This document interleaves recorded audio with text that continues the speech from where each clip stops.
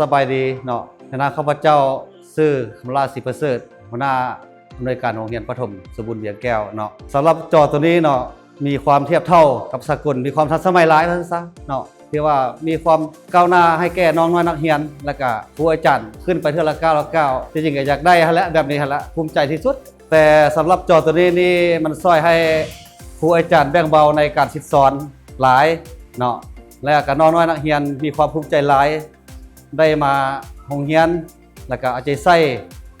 ติดตามเนาะพอเบิ่งรูปภาพแล้วก็การสิสอนของเข้าใจสะดวกพ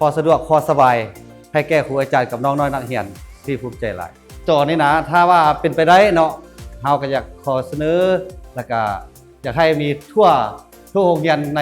เมืองกสิและเนาะของเมืองของเฮานี่แหละเนาะแต่เราโรงเรียนเฮามันมีเนาะเพราะว่าเครื่องทันสมัยเด้เนาะตัวนี้เนาะเพราะว่าเรียนระบบน้องน้อยนักเรียนก็จะภูมิใจแต่เราโรงเรียนหนาที่ได้มาเห็นภาพเห็นจอเห็นการเรียนการสอนแบบใหม่หลากหลายแนวคิดหลายรูปหลายประการกระดานอัจฉริยะแบ็คฮับแบ็คฮับเพื่อการศึกษาที่ดีกว่าการลงทุนด้านการศึกษาสำหรับเด็กน้อยคือการลงทุนเพื่ออนาคตของประเทศชาติ